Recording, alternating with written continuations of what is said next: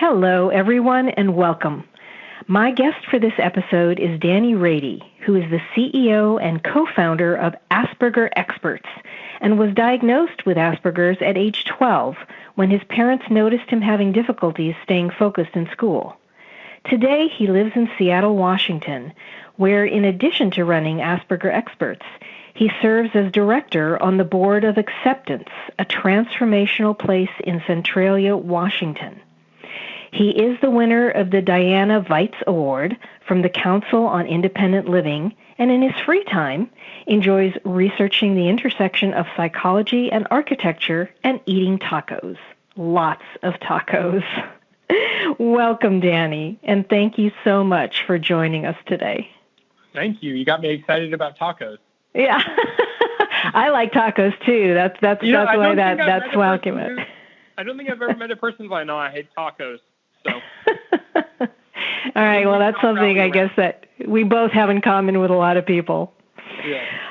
So to get started, please tell me about Asperger Experts and what inspired you to start the organization, and also what kind of services does the organization offer?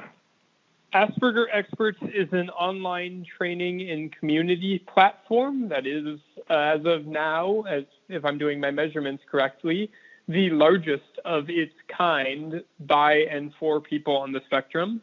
We provide courses, workshops, community like Facebook type things, and really just try and get people to understand a little bit more about what's going on and help ease some suffering. I started it 5 years ago. I co-founded it in late 2012, I think, so a little more than 5 years ago. And I was looking around because I have Asperger's. I wanted help. And I remember I went to the library one day. I was in Denver at the time. So I went to the Denver Public Library and pulled out every single book they had on Asperger's. And it was either a memoir of, okay, here's my life, which is like, that's great, but not entirely useful. Or here's something that is very clinical and dry and 50% incorrect, at least perceived by me. I'm going, okay, I can do better. But there's so much good research and information out there that the problem is it doesn't specifically say this is helpful for someone with Asperger's, but it still is. So I just decided, why don't we take all of this information and all of my personal understandings and life experience and package it in a way that, actually makes sense and is useful, because I am someone with Asperger's. I don't teach anything that I haven't personally done or used or gone through or experienced. So I can at least say for me, I know that this has worked, which honestly, is sadly a lot more than a lot of this stuff can say. It hasn't. They don't know if it's worked for one person. They just go, here's theory. So that's why I decided to co-found the organization, because there's a lot of people that don't have the knowledge out there, even though all the knowledge is there. It's just the problem nowadays is that there's too much knowledge. You don't know who to trust. Right. Somebody will say eggs are bad for you because they have high cholesterol, and then literally another doctor will say, no, eggs are really good for you. Somebody will say, hey, ABA therapy is great for somebody with Asperger's, and then another person will say, hey, ABA therapy is the worst thing that you can ever do. So there's a lot of confusion out there. So what I try and do is explain things so simply it sounds almost wrong. Like, hey, if you're really stressed out, you're going to continue to be stressed out until you relax. Yeah, pretty simple, huh? Pretty straightforward. Yeah, you can't really argue with that. But then if we expand upon that for about 10 hours, what you get is a deep understanding of fatigue, overwhelm, defense mode, shutdown, how people perceive things, what to do when you're overwhelmed, and you go from there. And the nice part is, as you mentioned, a lot of all of what you talk about, what you offer, the courses and so on and so forth, it's all, from your standpoint anyway, evidence-based, because it's stuff that you've done, it's stuff that you've experienced, and it's stuff that at least for you, works, right? I love when people go, is your stuff evidence-based? I go, yeah, I'm the evidence. Right. Do you want like a scientific study that's like double blind? No, because that costs money, and I'd rather spend the money on, reaching more people. Right. But we're going to do that eventually. But right now, I'm the evidence. You want more evidence? Go look at all the reviews we have on Facebook. The ultimate evidence, though, is you trying it out for yourself and seeing if it works for you. There's some evidence right there, Yeah, that's exactly what I was going to say. And not everything works for everybody, but the beautiful part is that there are a lot of different options, a lot of different techniques, a lot of different things to try, and just try it and see if it works for you, right? Yeah, I mean, a lot of it has zero risk. Like one of the things I teach is that when you need to be relaxed, the part of your nervous system that is responsible for making you relaxed does not work if you are holding your breath. Like the mechanisms in your body will not make you relaxed if you are holding your breath. So it stands to reason that if you start exhaling, because the inhales happen all the time because you've been doing that, your whole life, that then you can actually start to become relaxed biologically. You have enabled that function, shall we say. So it's very easy to test this over the course of a minute. Focus on fully exhaling from your belly and do so. Set a timer on your phone to ask yourself at the end of 60 seconds, do I feel more relaxed? Yeah. And also, hey, just the fact that you've started this organization 5 years ago and it's now the largest of its kind, that speaks volumes right there as well. You must be doing something right.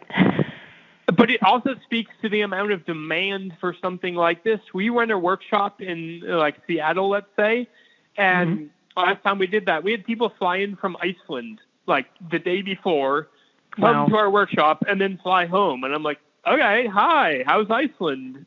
Like, I'm impressed that you've flown all the way here, but that also shows me the immense lack of resources on all parts of the world. Yeah, which, by the way, the additional resource that you are in the process of creating, the transformational place in Centralia, sounds amazing. We've talked about that a little bit before. Do you want to mention that just shortly here? Love to hear more about it. Acceptance is, as we said, a transformational place. Right now it's a campground, but we are raising money to build a campus and build facilities because something that I encountered upon researching environments and architecture and all of that stuff is that the biggest indicator of somebody's behavior, and by the way, this comes from Dr. Roger Barker at the Midwest Psychological Field Station that did a whole bunch of studies in the 60s and 70s and 80s. This is like 30 years of research right here that says that the biggest indicator of somebody's behavior is not their demographics, is not their psychographics, is not what they're diagnosed with, is not anything to do with who they are as a person or what their past history was. The biggest indicator of somebody's behavior is actually their environment, the environment they're in. So I'm looking at that going, so basically what you're saying is you make an environment that is purpose-built to cause relaxation, and then that becomes the therapy. There is no, we're going to go do therapy now. The therapy is we're in a room. And it's a beautiful room and has natural lights and amongst nature, and that's the therapy. And, you look at Shirin-yoku forest bathing in Japan, and they're showing immense, amazing results through walking through the woods in a specific way. So we've taken those ideas and said, why don't we build a purpose-built place where people can come, where they can relax, where they can hang out with other people like them and feel accepted. So we've done camping now for 2 years. This will be our third summer that we're doing camping. And then we've done international retreat in Thailand, and we do city events in the winter because it's cold here in Seattle and you don't want to go camping. So, and we've seen people just say the craziest things just because they feel calm. Kid came up to me and said, I don't feel like I have autism when I'm out here. We have parents say, like, thank you for, you were the first one that told me that my child was going to be okay. You don't get that in a therapist's office. You get that through hanging out with other people like you. Yeah.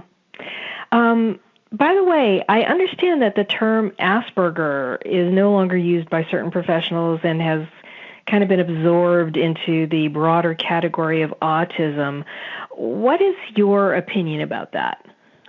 I don't care what you call it. It's still the same thing, and nobody's really complained, and we haven't seen any dip in engagement or people wanting to participate in what we have to offer. So we're going to continue to call it Asperger's until people don't know what we mean anymore.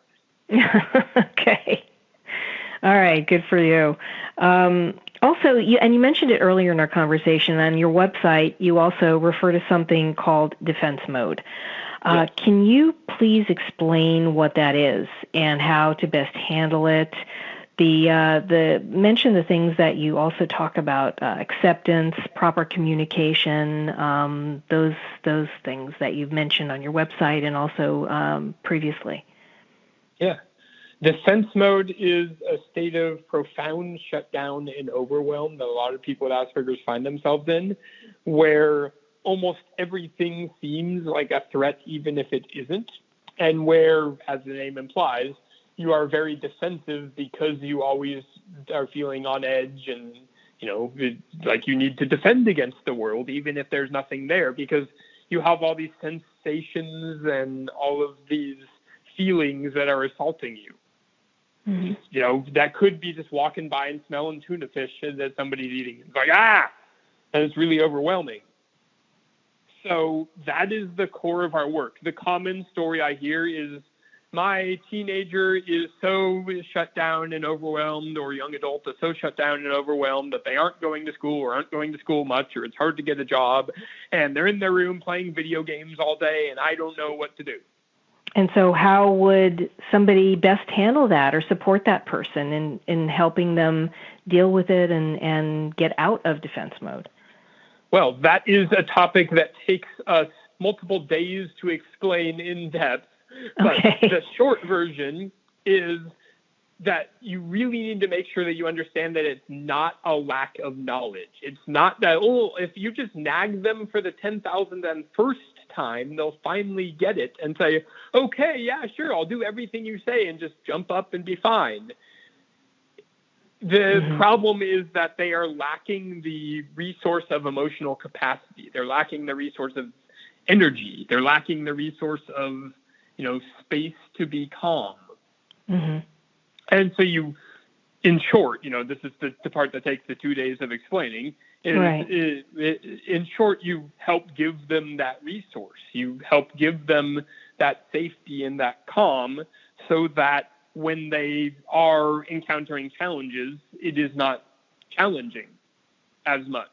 And those 2 days of explaining, by the way, if somebody goes to your website or if they contact you by other means, they would have access to this information. Sort of. We have different levels of explaining it. So there's the Deep in Defense Mode course, which you can buy on our website, which is definitely not 2 days.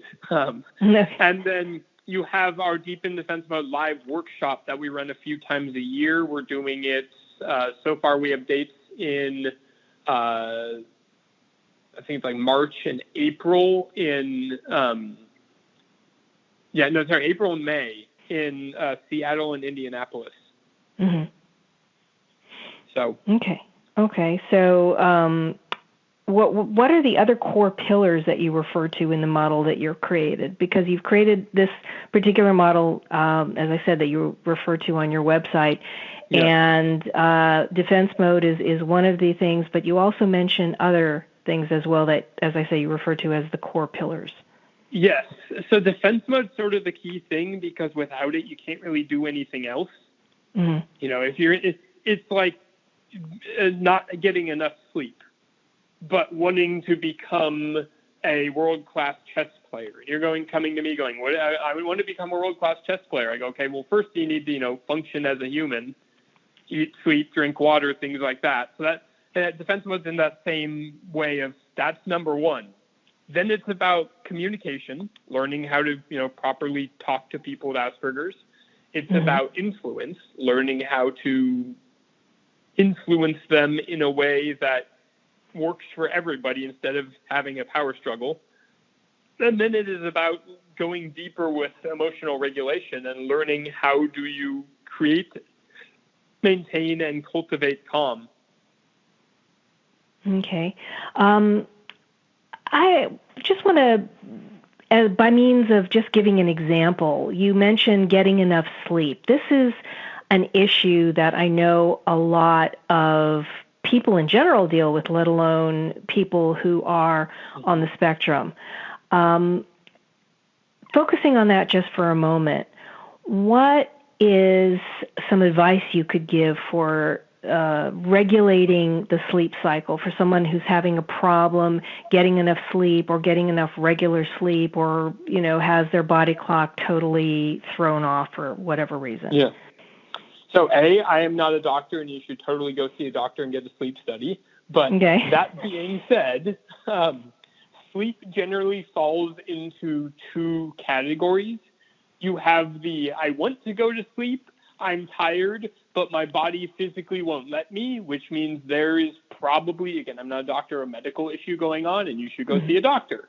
Right. And then there is the I want to go to sleep, but I'm also worrying and ruminating and keeping myself up, and until I, get too tired and then fall asleep. There's nothing wrong with me. There's just my brain won't shut up. Right. And that is more of a psychological issue, which then means you need to learn how to relax and calm yourself down and, go find practitioners that will help with that sort of thing. Mm-hmm. So what are the ways that you found personally that have worked for you in dealing with that? To be honest, I have never had a singular sleep issue in my entire life. Oh, my goodness. To the point wonderful. where I have never actually stayed up all night. Wow. I'm 28 and a half. Wow. That is really an accomplishment, I got to tell you. That is something. You'd have to ask my business partner, Travis, who is the one that has gotten all of my sleep issues and his. So, gosh, poor guy. So, all right. Yeah, he's regularly like, I'm sorry, I had insomnia last night. I'm like, that must suck. I don't know what it feels like. I'm sorry. The closest thing I can get to is jet lag. Like, the closest experience I've ever had to not sleeping was just when I went to Hong Kong in August, and for jet lag reasons, had to stay up until 6 a.m., which is 8 p.m. there, so you could go to bed and not be all screwed up. But right. That was the longest I've ever stayed up. So can't really comment on that. I would say that the big trick is making sure that if it's a biological medical issue, or if if it is a psychological, my brain won't quiet itself thing. Mm-hmm. There's a saying in the mentorship and personal development world that says, before you climb the ladder to success, you need to make sure it's propped up against the right wall. And this sort of falls under that category of, you don't want to be treating a biological thing if it's a psychological and vice versa, which is why you get a sleep study or get other professional diagnostic help. So what do you see as some of the biggest challenges that a person with Asperger's, autism, or any other condition that is considered to be on the spectrum faces? What are some of the biggest challenges? Managing stress. That's the big one, huh? That is so big that once you resolve that one, everything else is almost inconsequential. And I say almost because then it's just cleanup, right? Then mm-hmm. you might have some wrong perceptions. You may have a story about yourself that doesn't make sense. But a lot of that stuff sort of gets taken care of once you really do a lot of the self-care. I find that a lot of my clients, once they really get in their head, no, recovery, self-care, it's a thing you must do, and they really do it, they get to a point where they're like, oh, wow, I have capacity to do things now. Mm-hmm. So you mean if I just want to go out and make friends, now I can just go out and make friends and I don't get anxious and I don't get nervous? And by that, I mean they do get anxious and nervous, but they have enough capacity to tolerate the anxious and nervousness and do it anyway. Mm-hmm. Mm-hmm. And then they're able to, do life. So everything else can be learned and dealt with once you have awareness and low stress levels, because then you still might be awkward, but then you can realize, oh, hey, I'm being awkward. Let me go and actually learn social skills. And then you can go and, learn the social skills through whatever medium you need to, or just through feedback. What about sensory issues and addictions? Like you mentioned earlier, you mentioned sitting in your room playing video games all day. What about those? So sensory issues are basically defense mode and you being, overwhelmed, which go back to emotional capacity.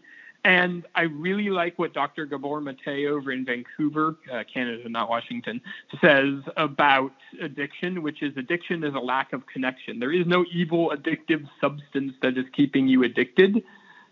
Otherwise, everybody that, took morphine would get addicted. Everybody that ever touched a video game wouldn't be able to put it down.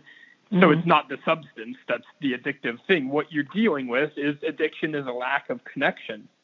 They found that once you start providing connection and allowing people to connect to each other, something we've seen at Acceptance too, people don't care about video games when there's a campfire with a whole bunch of chairs around it. Good point. So what are some good ways to motivate someone with Asperger's or autism to make those connections, or to come out of their shell, or to deal with these things? I'm going to sound like a broken record here. Yeah. Because to do that. Yeah. But the best way to motivate somebody with Asperger's is to realize that they don't need motivation most of the time. What they need is capacity. Most of the time, they have all sorts of grand plans and ideas and things that they want to do and reasons to do them, and need pretty much zero assistance in getting reasons and motivations to do anything. At very least, I know most people on the spectrum are heavily motivated to not go to school because they don't like it. So the trick is that you need to have the capacities in order to implement those motivations. I can be motivated to dig a 200-foot ditch, but if I don't have the physical capacity, if I don't have the right tools, if I don't have the energy, if I don't have the discipline, then it's not going to happen regardless of my motivation levels.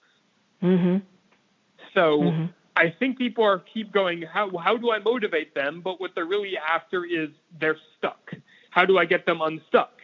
And the answer is you build capacity, you work on, dealing with the overwhelm and in dealing with the, stress that comes from doing a thing. So let me then put this to you, Danny. What have I not asked that I should have asked, or what is it that you think that our listeners should know and you want them to come away with most from this conversation? And also, if they want to know more and get more information, how can they contact you? So I think that the biggest thing to recognize that literally nobody does is that 99% of the time it's not a behavioral issue. It's not, you don't need to carrot and stick them into doing something. It's that they are scared. They are overwhelmed. They're not doing whatever they're doing, raging, refusing to do homework, playing video games all day because they just want to spite you.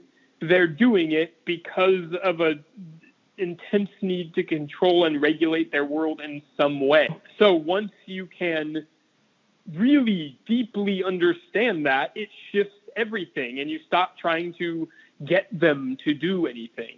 That's the biggest question we get. How do I get them to? The answer is you don't get them to. You help them by, increasing their emotional capacities. So it's a paradigm shift because 99% of the therapeutic industry in autism land is still focused on getting them to. But that's the biggest thing. You get that, you understand that, you're good. So how do they contact you then if they want to know more and get more information? You can go to our website, aspergerexperts.com. That is one Asperger, two experts. So ASPERGEREXPERTS, aspergerexperts.com. And if you want to join us in Centralia or in Seattle during the winter for acceptance events, that website is findacceptance.be, as in being, not doing, findacceptance.be. Okay, and is there also an email address or a phone number that people can use to contact you? Yes, if they want to email us, you can email help@aspergerexperts.com. Okay. Okay, perfect.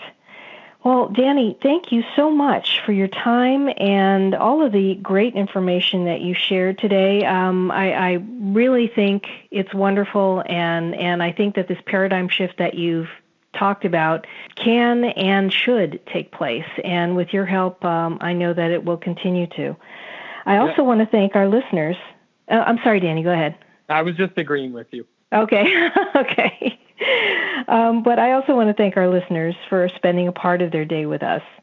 And I'm Gilda Evans, reminding you to take care of yourself and that special person in your life.